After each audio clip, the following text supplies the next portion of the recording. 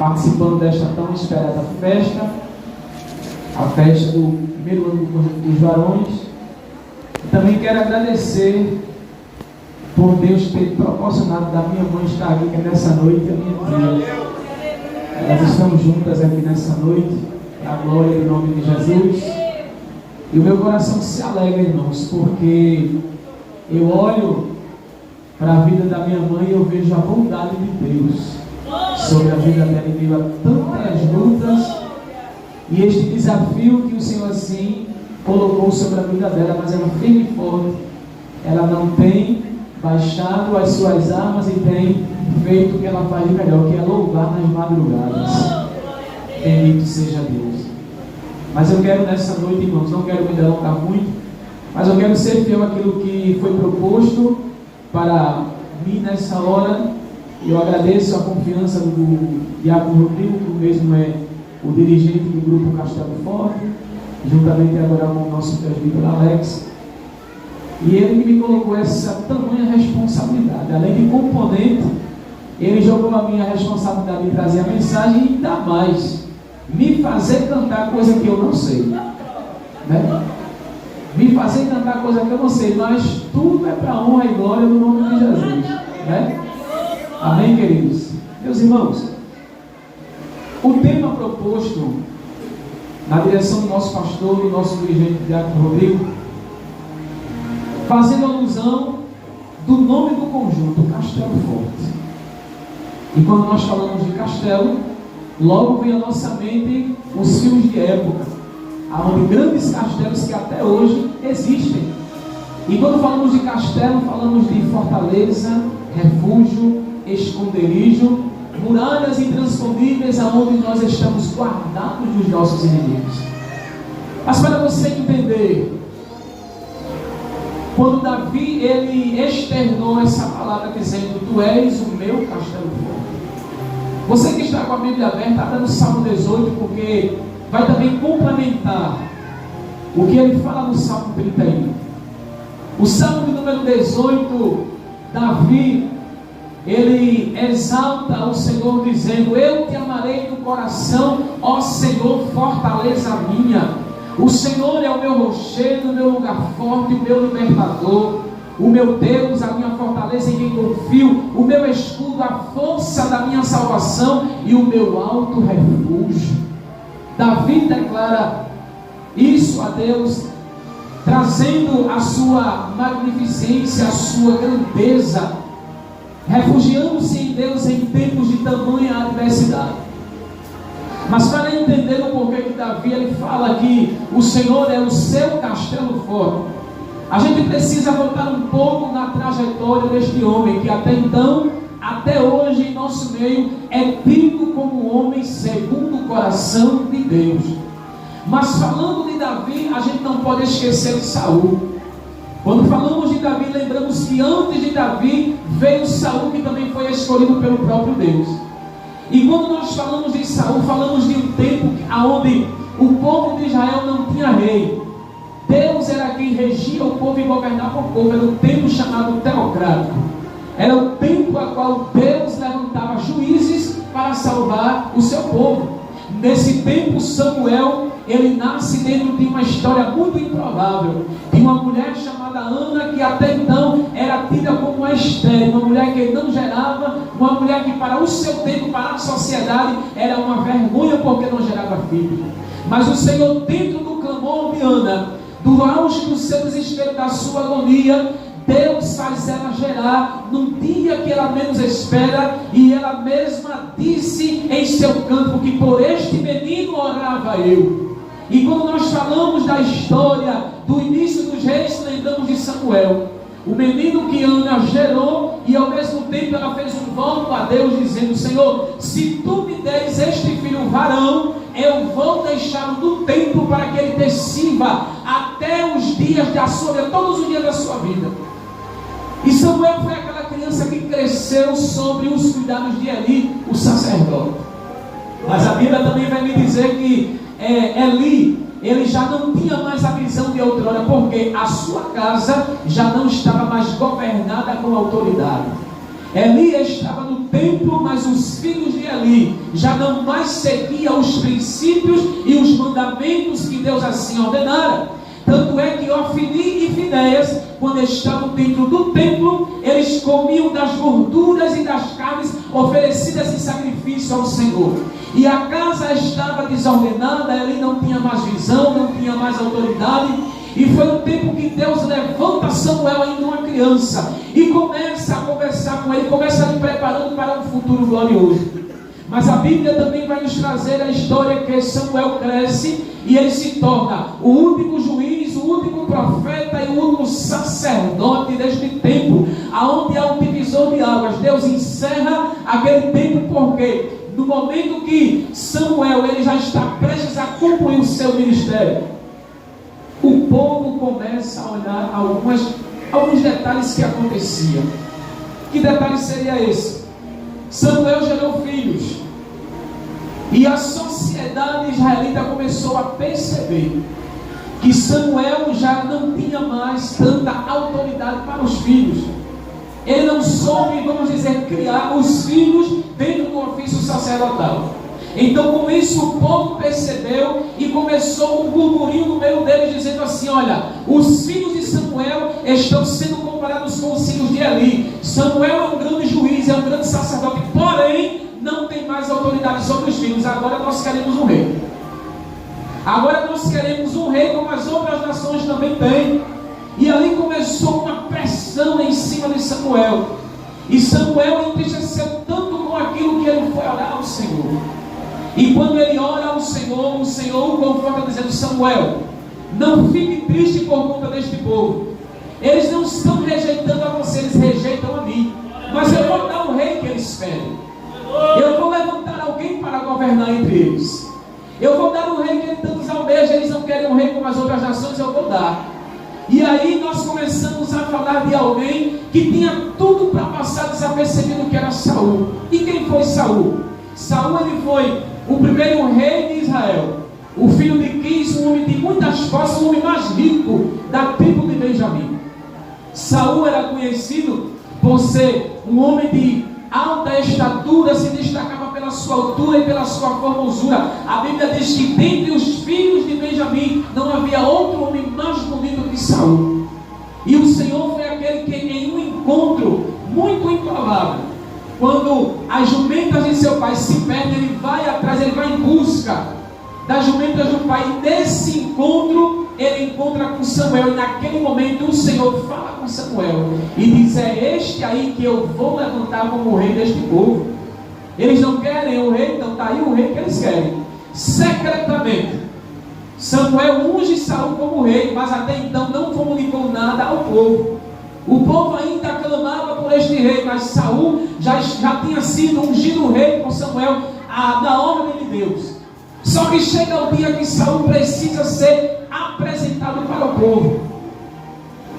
E a Bíblia me diz que Saul era uma pessoa muito tímida, e ele não teve coragem de imediato se apresentar para aquelas pessoas.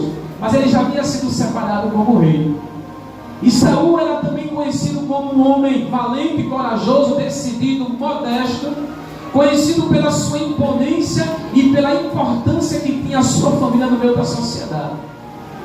Saul tinha tudo para ser um rei segundo o coração de Deus. Mas Saul, ele, nas suas vitórias, nas suas conquistas, ele começa a trilhar um caminho muito perigoso. Um caminho que muitas vezes nós começamos até bem com Deus, mas existe uma coisa que não pode habitar em nosso coração, que é a vaidade espiritual.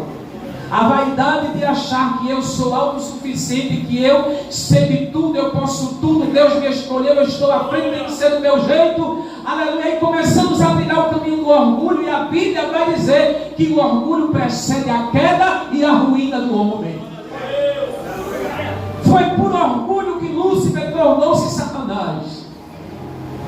A sua desobediência o transformou em um príncipe das trevas. E Saul, a Bíblia vai me dizer que ele teve muitas vitórias e muitas conquistas. 1 Samuel 14, versículo 47 vai dizer que Saul vence os amonitas, os moabitas, ele vence vence os filhos de Zorá. Ele tem muitas conquistas, ele vai crescendo, ele vai ficando afamado com as conquistas que ele vai assim, realmente tendo da parte de Deus. Até então Saul ele estava seguindo as diretrizes que o céu dizia, mas um dia o Senhor deu uma ordem, dizendo: você vai invadir o povo de Amaleque, e você vai matar da criança de braço ao ancião. Você não vai deixar escapar ninguém, mas pela sua vaidade, pela sua autossuficiência, ele mata somente um terço daquela nação. E o que é que Saul faz? Ele pega os despojos da guerra, ele começa trazendo tudo aquilo que realmente na guerra eles têm direito de trazer para o seu reino. Mas o Senhor tinha dado ordem dizendo: eu não quero que você traga nada, mate todos. E assim ele não fez. E em uma dessas vitórias, Samuel disse o seguinte a ele: que ele ficasse no arraial, e ele assim esperasse Samuel voltar. E isso demorou muito, demorou-se 7 dias para Samuel voltar. Mas Saul, se sentindo o dono da situação e preocupado, porque à medida que o tempo passava, os filisteus avançavam para guerrear contra ele. Mas uma ordem foi dada, o Senhor dizia: espere o sacerdote voltar para sacrificar. O ofício dele era ser o que? Era o rei, ele não era sacerdote. Porém, no seu orgulho precedeu-se a sua ruína a partir daquele momento. Quando falamos de Deus dizer assim: permaneça onde você está e espere, eu tenho que ter uma coisa em mim, eu tenho que confiar, por mais que as circunstâncias me norteiem, os inimigos se levantem, as situações sejam adversas a mim, eu tenho que confiar que o Senhor em último momento ele vai se levantar para julgar a minha causa. Aleluia, bendito é o nome de Jesus. E Saul ele pega, reúne o povo e ele sacrifica diante de Deus. E Samuel, quando chega, ele vê aquela situação, e Samuel entende uma coisa: que com Deus não se pode barganhar.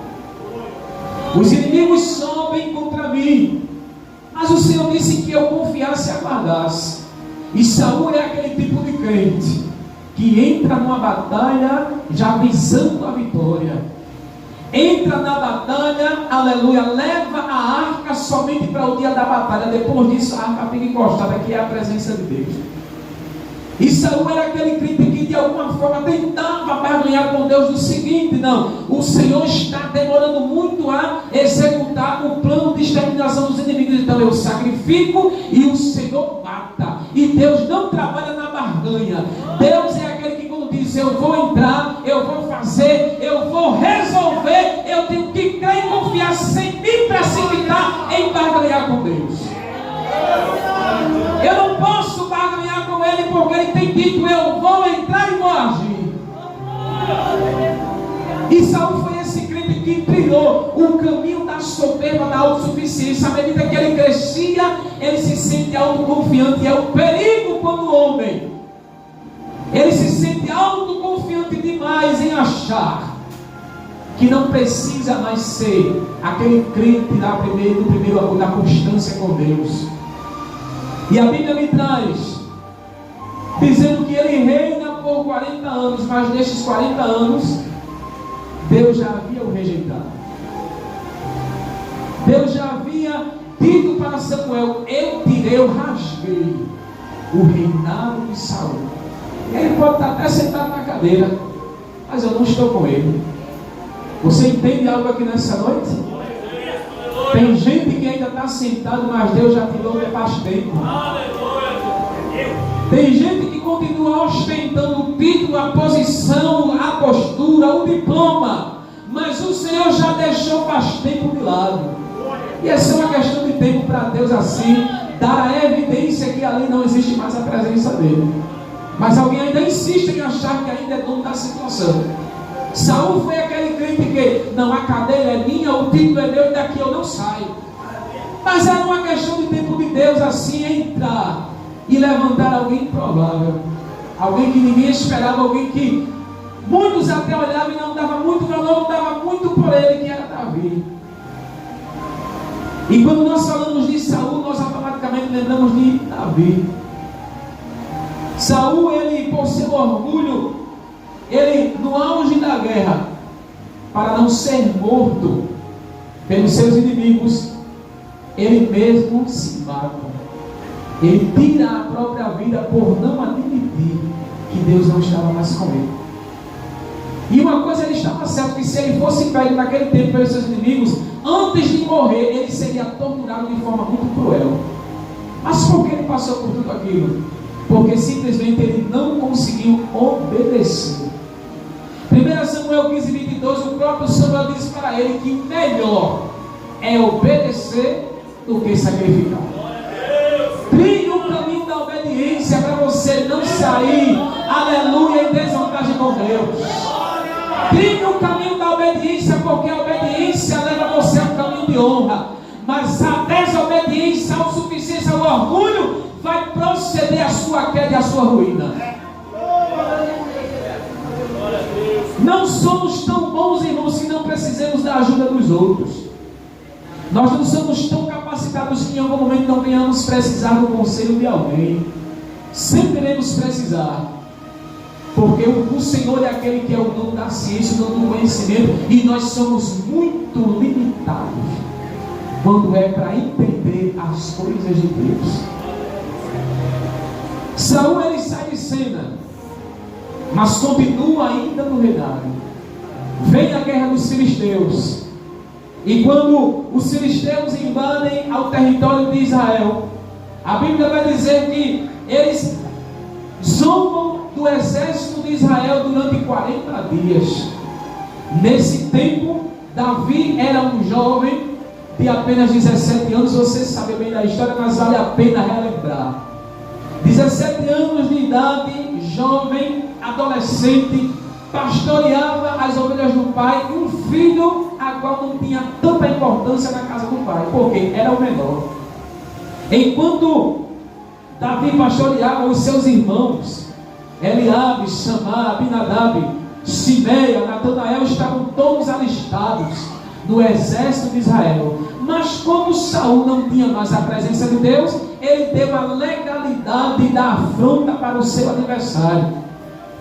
Quando se perde, irmãos, presença de Deus, o diabo faz o que quer comigo e com você. O inimigo, ele faz o que quer, ele afronta, ele gargalha, aleluia, ele vem com deboche, ele vem com escárnio. O que é que se pode fazer sem a presença? Nada, é ficar calado. Não tem autoridade para repreender, não tem autoridade para colocar o diabo no lugar dele. Aí é nesse momento que Deus usa aqueles que passam desapercebidos sob os nossos olhos, aquele que muitas vezes está dentro da casa, mas não é valorizado, aquele que está dentro da casa, mas não é respeitado, aquele que está dentro da casa e muitas vezes não tem aparência, mas é este que Deus em algum momento vai na divisão da alma, e ele diz assim: é este que eu vou levantar para desfazer um tempo de vergonha e de desonra da minha casa. Aleluia, bendito é o nome de Jesus. Eu costumo dizer que nós não devemos desprezar os pequenos dentro da casa. Não despreze o pequeno, não despreze o menor, porque você não sabe o grau da intimidade dele para com Deus. Enquanto os mais fortes, os mais belos da casa de Jessé estavam na guerra, o menor estava pastoreando as ovelhas, longe dos holofotes, longe das vistas das pessoas. Davi, aleluia, no anonimato, enfrentou muitas guerras internas para chegar e aparecer naquele momento. A Bíblia vai dizer que enquanto Davi e os irmãos estavam na guerra, Davi estava no campo cuidando das ovelhas. E no campo Davi luta contra urso e contra leões para proteger as ovelhas de seu pai. E Deus começa indo no oculto, no anonimato, e começa sondando, e olha para Davi, aquele simples menino, e vê que dentro dele há um coração de um guerreiro, há um homem valente, valoroso, que só faltava oportunidade para aparecer. Você entende aqui nessa noite que muitas vezes só falta uma oportunidade para Deus fazer acontecer algumas coisas na sua vida.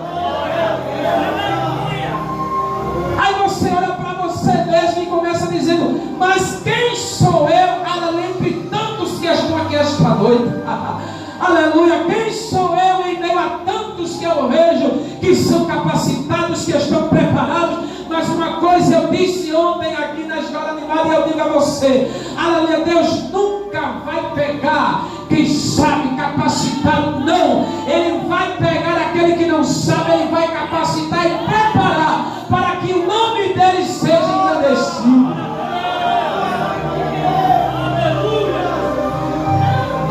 Por isso que não devemos desprezar os pequenos. Por isso que não devemos, aleluia, desprezar aquele que muitas vezes não está tanto em evidência.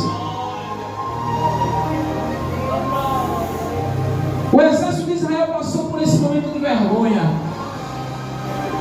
Mas enquanto eles estavam passando por tudo isso, Deus já tinha falado com Samuel: desce à casa de Jessé, porque de lá eu já tenho provido um rei para Israel.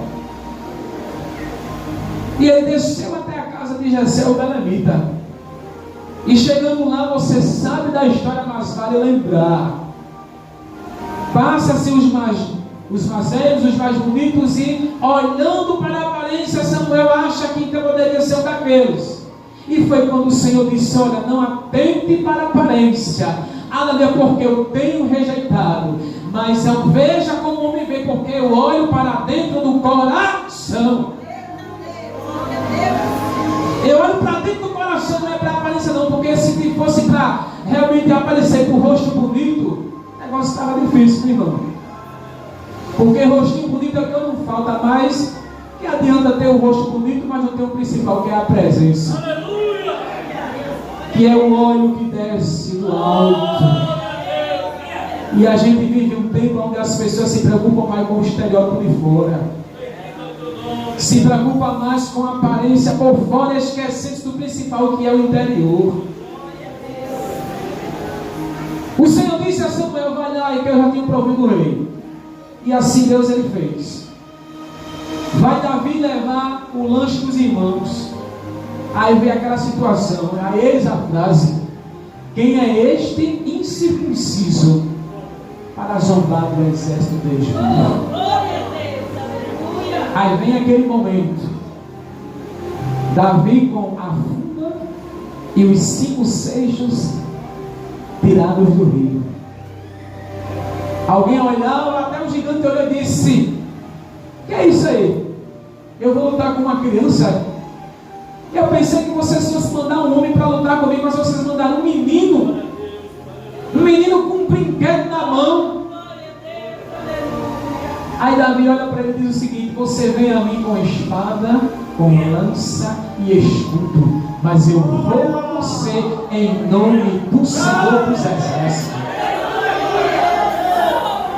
É no nome do Senhor dos Exércitos que eu vou lhe vencer, e eu vou mostrar que ainda há Deus em Israel. Ainda existe um Deus que zela pelo seu nome no meio do seu povo. Passa aquele momento, Davi mata o gigante. E quando Davi mata o gigante, a Bíblia vai dizer que Saul, ele começa a ficar incomodado com algumas coisas em Davi. E quando eu estudava essa palavra, o Senhor ele falava comigo o seguinte: que quanto mais Ele faz a gente aparecer, quanto mais Ele faz a gente crescer, mas é aí que a gente atrai pessoas que nos abraçam, mas muito mais pessoas que vão nos odiar.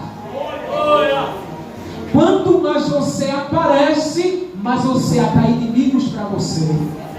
Quanto mais Deus faz você se destacar, é aí que se levantam inimigos para te parar. Mas é dentro deste tempo que Davi olha e diz: Senhor, inclina para mim os teus ouvidos, livra-me depressa, porque tu és o meu castelo forte. Aleluia, bendito é o nome de Jesus. À medida que ele vai aparecendo, que ele vai avançando, que ele aparece ao povo, ele atrai os olhares das pessoas, ele atrai respeito, mas ao mesmo tempo ele atrai ódio e inveja. O ódio e a inveja não começou lá fora, não com Davi, não começou dentro. Com quem? Com Saul. E muitas vezes, conosco, não precisa de muito não, é dentro de casa. É no nosso meio que quanto mais Deus mostra a você, quanto mais Deus faz você se destacar, mas é aí que você atrai inveja, você atrai, aleluia, ódio, você atrai. Para que isso? Mas porque isso é tanta coisa, mas esquece que o Senhor, irmão, é aquele que quando escolhe, ninguém pode invalidar o querer de Deus sobre a vida do escolhido. Não pode. Davi experimentou isso a duras penas. Um homem que até então ainda moço foi chamado para tocar a harpa para espantar os demônios de Saul. Olha só. Saul atormentado na sua loucura. Quando disseram assim, Davi, o menino que matou o gigante, ele é tocador. Além de guerreiro, ele sabe tocar harpa. Além de guerreiro, ele é músico. Além de guerreiro, ele se destaca na música. Então traz ele para cá. Traz Davi para tocar a harpa e espantar os demônios que atormentavam Saul. E eu entendo que nesse momento também Davi, ele também servia, ele era servo. E ele servia alguém que era o dono da casa. Alguém que era a liderança, alguém que era, aleluia, alguém que Deus escolheu que foi Saul, porém, sem a presença. Saul tornou-se um brinquedo na mão do inimigo. E Davi, no ofício de servir, a Bíblia me diz que enquanto Davi tocava a harpa, Saul ele ficou tão atormentado pelos demônios, que quando Davi tocava a harpa, Saul pegou uma lança para matá-lo. Você entende aqui nessa noite? Enquanto você serve, tem alguém querendo matar. Enquanto você serve, alguém maquina a sua queda. Enquanto você serve, alguém planeja me destruir. Mas é nesse momento que o Senhor lembra você, em tempo de rejeição, em tempo de perseguição, em tempo de ódio, eu sou o teu castelo forte. Quem diz amém? Quem vem comigo no glória? Quem vem comigo no glória nessa noite? É alguém tentando te matar no ofício, e Jesus disse: não vem, te esconde e cresce. Aleluia, sangue daquele livro. Alabada pela nova sangue. Aleluia, Senhor. Enquanto alguém tenta te matar no ofício do serviço, ele está lá de cima dizendo: não adianta, porque eu sou fortaleza, eu sou refúgio, eu sou aquele que esconde em tempo de tanta adversidade. E uma coisa, pastor Deus ele me faz entender aqui nessa noite, que tem gente que está aqui no ofício e está debaixo de perseguição, está debaixo de inveja, está debaixo de ódio, mas o Senhor está dizendo: descansa, porque enquanto alguém te odeia, eu te escondo. Enquanto alguém maquina te tirar de onde eu te coloquei, eu te escondo. Mas você aproveita esse tempo para crescer. Foca no crescimento com Deus enquanto alguém persegue. Foca no crescimento com Deus enquanto alguém te rejeita. Foca no teu crescimento com Deus enquanto alguém não aceita quem você é. Davi no serviço foi quase morto, servindo ao dono da casa, mas por não aceitar. Aleluia, Jesus está presente aqui entre nós, irmãos. Por não aceitar o chamado de Deus, a unção que Deus colocou, Saul disse: eu vou ter que matar. Não aceito dar o meu lugar, Cristina. Não aceito dar o lugar que eu há um tempo sentei e é meu. E Deus dizendo: não é mais seu, porque eu tirei de você faz tempo. Faz tempo que Deus retirou unção de gente e transferiu para quem tem coração sincero. Deixa eu te dizer uma coisa aqui nessa noite. Deus ele dá, Deus ele levanta, Deus ele unge, mas eu tenho que manter aquilo que Deus me colocou. Eu tenho que manter o meu ministério, eu tenho que manter o meu chamado, eu tenho que manter a unção que Ele depositou em mim, eu tenho que manter o lugar que Ele me colocou. E se eu não zelar por isso, se eu me achar muito autossuficiente, confiante e desprezar os menores da casa, vai chegar um tempo que Deus vai tirar tudo isso e vai dizer: é somente letra, é somente título dado a homem, é somente cadeira ocupando espaço, porque eu não sou mais com você.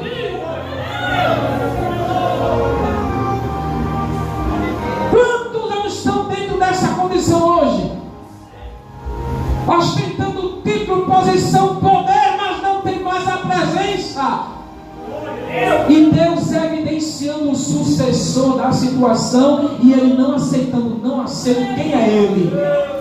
Quem é ele para sentar no lugar que é meu? Mas para Davi sentar no trono de rei foi uma questão de tempo. Mas ainda assim o próprio Davi, reconhecendo que Saul foi levantado por Deus, não ousou tocar na sua vida. Em 1 Samuel 24:15, aleluia, Davi teve a primeira oportunidade de matar Saul. E Jesus falou algo comigo na madrugada. Ele disse: meu filho, não trilhe o caminho da vingança. Não trilhe o caminho da vingança para quem lhe persegue, lhe calunia, lhe difama, lhe rejeita, aleluia, lhe abandona no momento que você mais precisa. Não trilhe o caminho da vingança, não pague na mesma moeda. Deixe, porque quem vai fazer sou eu. Não precisa manchar as mãos, não. O próprio Deus, pastor Azé, se levanta e ele diz: agora eu te convido, sai. Sai quanto é tempo, porque se você não sair, eu faço isso aqui, eu piso em cima de você. Saia! Saia, porque eu não sou com você há mais tempo. E tem gente que ainda não entendeu. Tem gente que ainda não entendeu que já passou, já foi. 1 Samuel 26, 1 e 20, Davi teve a segunda oportunidade de matar Saul, mas não ousou tocar ele dentro da caverna de Adulam. Davi passou 40 anos fugindo pelos montes e pelos desertos de Berseba, fugindo da fúria de Saul, dentro da caverna de Adulam, no Salmo 57. Meu Deus! Davi, ele faz uma oração, ele diz: tem misericórdia de mim, ó Deus, tem misericórdia. Na sombra das tuas asas eu me abrigo, até que de mim passem essas calamidades. Clamarei ao Deus Altíssimo, ao Deus que por mim tudo executa. Dentro da caverna de Adulam, Saul entrou sem saber que Davi estava. E a Bíblia me diz que ele teve a segunda oportunidade de matá-lo, mas ele disse: ai de mim em tocar no ungido de Deus. Você entende aqui nessa noite que não compete a mim nem a você de fazer, de executar. É Deus. É Deus quem vai assim fazer. É por isso que Jesus nessa noite ele está dizendo: te abriga em mim, porque eu sou a tua fortaleza. Eu sou o teu castelo forte. Eu sou aquele que enquanto te persegue com ódio, com palavras malignas, enquanto te persegue para te deter, se abriga em mim. E o Espírito Santo falou ao meu coração dizendo: olha, o foco não é a vingança, mas é o crescimento do tempo da rejeição. Porque Ele, Deus, Ele tem sido o nosso castelo forte. Davi foi aquele que teve 19 filhos. 6 deles nasceram em Hebron, 13 nasceram em Jerusalém. E segundo a Bíblia, tido até hoje como homem segundo o coração de Deus, mas também foi um homem que por um momento da sua trajetória também caiu. Porque perfeito só o Senhor. Ele caiu, mas no Salmo 51 ele rasga o coração e ele diz a Deus: Senhor, põe em mim um coração contrito, um coração quebrantado, põe em mim o teu espírito, não apartes de mim a tua presença. Aleluia! E a Bíblia vai dizer que Deus, ele ouve este clamor e assim se agrada ao ponto de ter misericórdia da vida dele. Mas Davi também foi aquele que pagou um alto preço pela sua desobediência. Porque em uma trajetória da sua vida, sendo um rei, ele não vigia no status que ele está. Quanto mais Deus nos eleva, mas temos que ser cautelosos. Quanto mais Deus nos apresenta, mas é que temos que estar vigilantes. Sabe por quê? Porque o diabo e as pessoas que nos acompanham vão sempre usar as entrelinhas sobre nós. E em algum momento, se não vigiar, vai acontecer comigo e com você o que aconteceu com Davi. O povo estava na guerra. Davi também tinha que estar lá, mas Davi estava onde? Em casa, desocupado, estava disperso. E é em momentos como esse que o inimigo das nossas almas, ele atua na brecha. Você sabe da história? Ele estava ali na sacada do seu palácio, tomando o ar fresco da noite. E quando ele volta os seus olhos, ele vê quem? Betseba, banhando-se com a sua serva. E quando o crente ele se ausenta um pouco da presença de Deus, automaticamente a velha natureza ela acende. E Satanás ele sempre vai lhe tentar na área que você é fraco. E o fraco de Davi era a mulher. Olhou para Betseba e ali não era mais Davi, mas era um homem carnal. E foi aonde o diabo viu e disse: é aqui que eu vou entrar. E agora eu vou derrubar o homem que dizem ser o coração dele. E caminhando para o final desta mensagem, Davi cai com Betseba, manda matar Urias. Deus revela seu pecado, mata a criança que nasce, e Davi lança-se ao chão, pedindo misericórdia a Deus.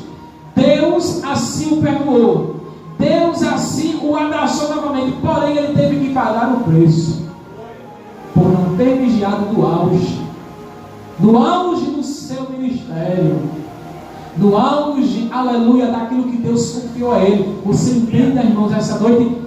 Mantenha o que Deus confiou a você. Mantenha a cadeira que Deus sentou você. Administre o nome que Deus deu a você, porque em algum momento mínimo de distração, o diabo está pronto para pisar em cima de você. E é em tempos como esse que ele é o nosso castelo forte. Ele é o nosso castelo forte. Saia daqui nessa noite na certeza que em tempos tão confusos, em tempos tão desencontrados, Deus ainda permanece sendo o nosso castelo forte, a nossa fortaleza, o nosso alto refúgio, aquele que quando a multidão vem para nos parar, quando vem a rejeição, quando vem a não aceitação, é nesse tempo que o Senhor diz: olha, vem para cá, vem para as minhas recâmaras, vem para o secreto, vem para o esconderijo, porque enquanto eles armam o cerco, as emboscadas, você está abrigado em mim. No Salmo 23, Davi se encontrava em um oásis do deserto, preso, cercado por um exército inimigo. E vem à sua memória os tempos de pastor, que ele pastoreava as ovelhas do seu pai. E ele lembrou de quando muitas vezes ele deu a própria vida para salvar aquela ovelha, quando ele mata o urso e o leão. Aí vem a inspiração que todos nós conhecemos: o Senhor é o meu pastor e nada me faltará. Deitar-me faz em verdes pastos, guia-me por águas tranquilas.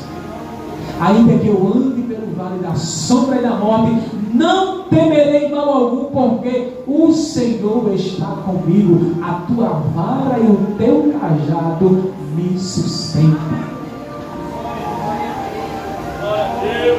Ele é nosso cajado forte, irmãos.